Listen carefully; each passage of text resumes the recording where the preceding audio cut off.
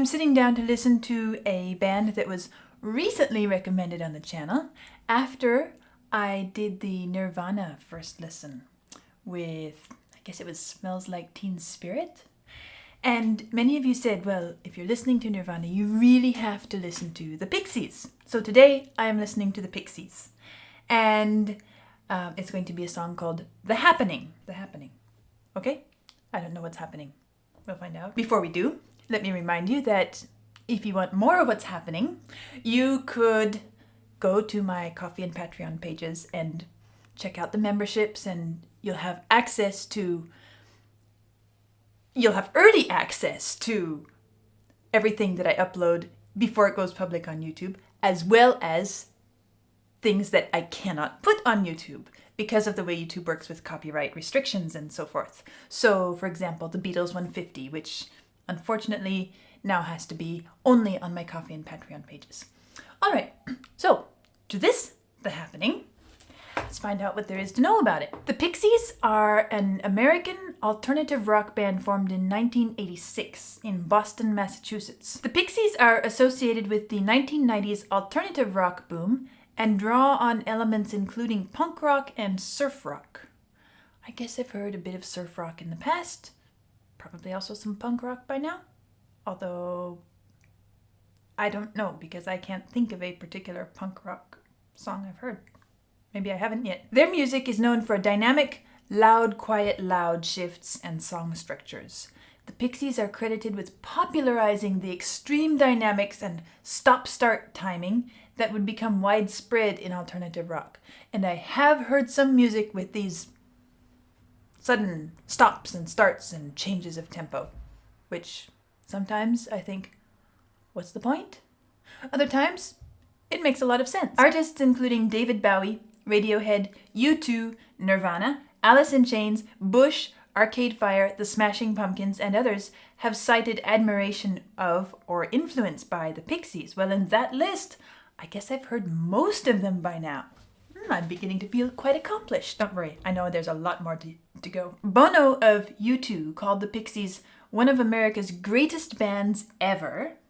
One notable citation as an influence was by Kurt Cobain on influencing Nirvana's Smells Like Teen Spirit, the one I listened to, which he admitted was a conscious attempt to co-opt the Pixies' style. In a January 1994 interview with Rolling Stone, he said, "I was trying to write the ultimate pop song. I was basically trying to rip off the Pixies, I have to admit it." Interesting. Well, let's see how this compares to Nirvana's Smells Like Teen Spirit and see if I hear any similarities.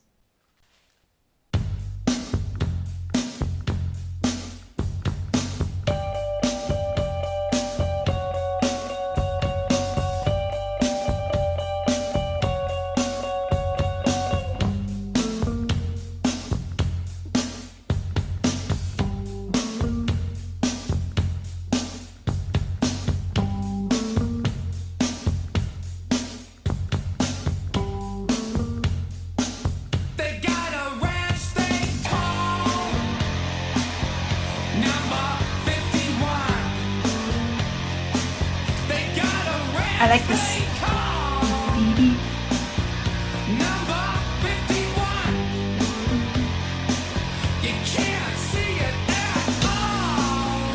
I expected it there, but it didn't come. There it is.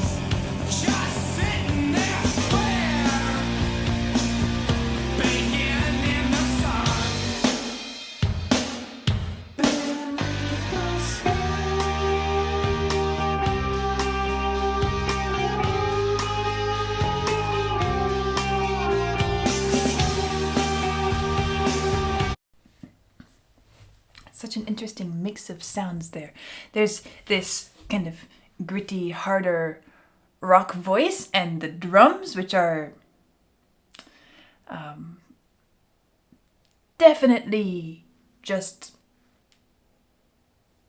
I guess I would say, knocking out an almost,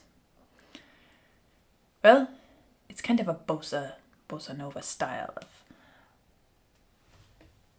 that almost Brazilian rhythmic effect.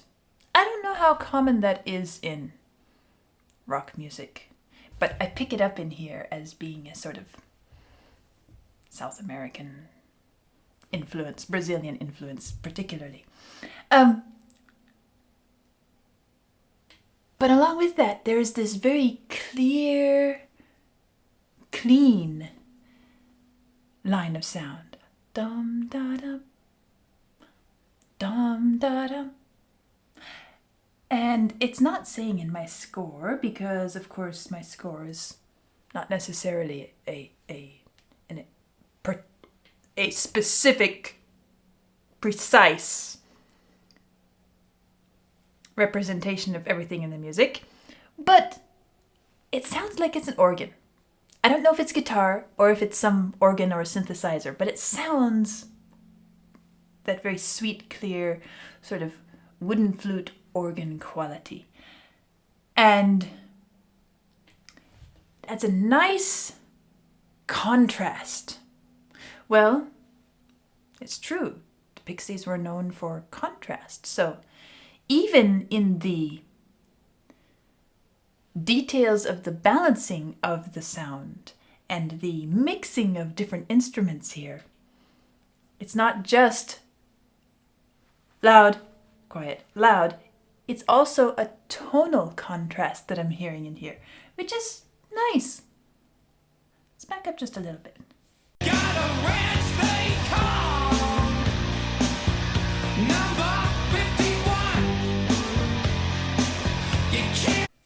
So where are we finding this in the score? I guess the first time it appears is right here. Dum dee dee, dum dee dee. Let's just make sure that I have this as thick as it will go so you can see it. And then it comes back. Dum dee dee and dum dee dee.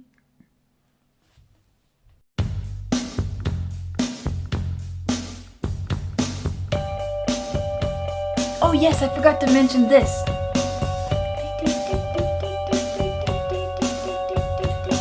I guess it's noted as being guitar, so it must be produced by the guitar.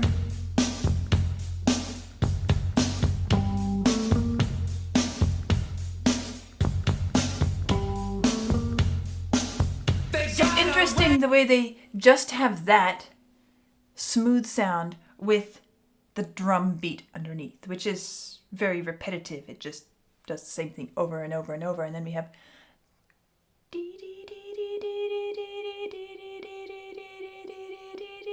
little chromatic step sideways just a bit, and then bum dee dee, bum dee dee. Gets sort of mysterious sound to it. Like, what's coming next? How is this going to develop? The happening.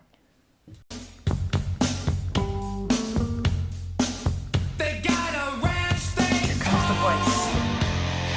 Then we hear a more distorted sound coming in. But still,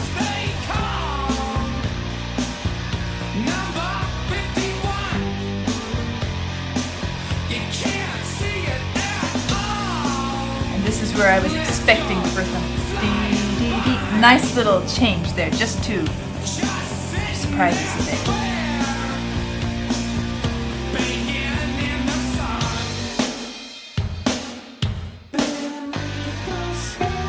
Drums really feature in this.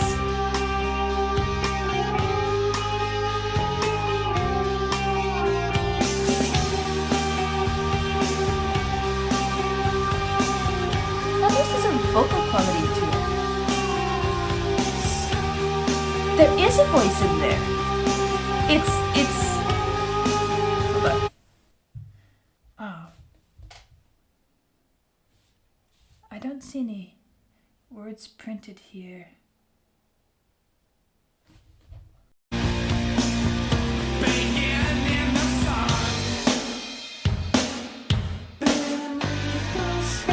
Oh, beneath the sky.